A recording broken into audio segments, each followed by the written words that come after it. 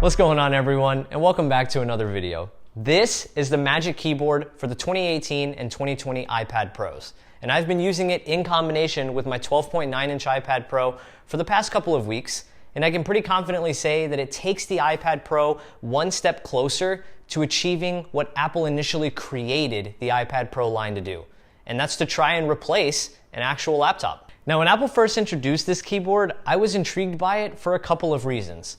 One is the aesthetic look.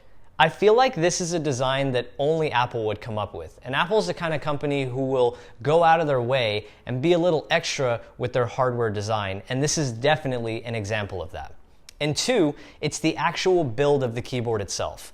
I feel like Apple is finally taking keyboard support for the iPad Pro seriously now that they recently integrated keyboard and trackpad support in iPadOS. The keyboard case feels super sturdy and really well built.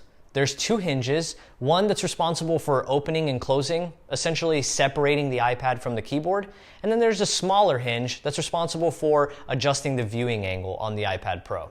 Now, in the first hinge, there's a USB-C pass-through port, which will allow you to charge the iPad Pro while you're using it. Now, the cool part about that port is it frees up the USB-C port on the iPad Pro itself, which will allow you to plug in accessories or peripherals. The viewing angles are a little more limited than I thought they would be, which means typing can be a little tricky at certain angles, especially if you like to use the iPad Pro and type in your lap. And that added heft that the keyboard brings can actually make the iPad Pro a little top heavy, which means if you're not careful, the iPad Pro can tip over backwards if you have your legs kind of slanted at a downward angle a little bit. So just be a little extra careful if you're the type of person who likes to type at really awkward angles with a laptop in your lap. Now let's talk about the keys themselves, because when it comes to a keyboard, the quality of the keys are arguably the most important thing, right? Well, I'm happy to say that the keys on this keyboard are excellent. They utilize the scissor mechanism, they have 1 millimeter of travel, and my favorite feature, they're backlit. This would normally be the part where I would say something potentially negative or something to look out for when it comes to the keyboard, but I got nothing here. These are excellent keys. They're tactile, responsive, clicky, so it feels really nice typing on this keyboard. And underneath the keyboard, you'll find the trackpad, obviously. And the trackpad itself is also really good, and it reminds me a lot of a trackpad you'll find on a MacBook. There's gestures that actually come in pretty handy once you get used to them, and it's got that click anywhere vibe going on where you can essentially press down on any part of the trackpad itself to register a click.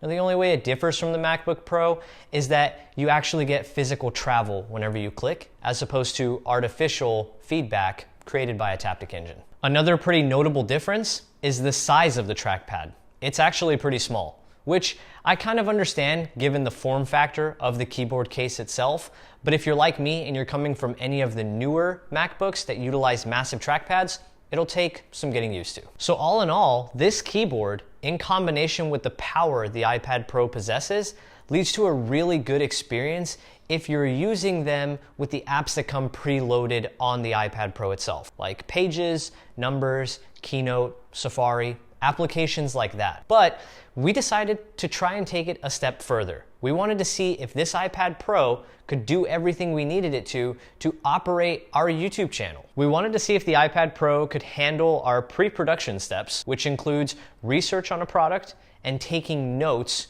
on the product in day-to-day usage in preparation for a video, our production steps, which includes recording audio and video and transferring those files to the iPad Pro, and our post-production steps, which include editing the video and uploading that video to YouTube. Taking care of the pre-production steps on the iPad Pro was actually super easy, barely an inconvenience. But once we got to the production step, that's where things went downhill. Now, the problem didn't actually lie with the hardware capabilities of the iPad Pro or even the keyboard. The problem lied with the way software integrates with the Files app in iPadOS. So we tried various video editing software, and we had no problem successfully connecting our camera to the iPad Pro and importing the video files. But the issue was that those video editing software had no access to the Files app. So we had no way of importing that video footage to create a project. And even locally recorded files which we utilize the iPad Pro to record audio, those video editing apps had no access to even those audio recorded files on the iPad Pro itself, which is obviously a major problem because if you don't have video and you don't have audio, you don't have anything to make. Now, I'm sure there are workarounds for it, but I'm willing to bet it would probably lead to a pretty low quality video that we wouldn't want to upload for you to watch. Which is a bummer because for general day-to-day tasks like browsing the web, reading and responding to email, and document creation, the iPad Pro is really, really good at performing those tasks. So realistically speaking, you could probably functionally replace a MacBook Air with this iPad Pro, but you're most likely not going to be able to functionally replace a MacBook Pro with this iPad Pro, which is something to think about whenever it comes to you going and building out this combination and seeing how much it will cost you. My particular combination of iPad Pro with Magic Keyboard and Pencil runs roughly $1,600 pre-tax. At that price point, you are just 100 some odd dollars shy of the recently released and refreshed 13-inch MacBook Pro with a 10th generation Intel Core i5 processor.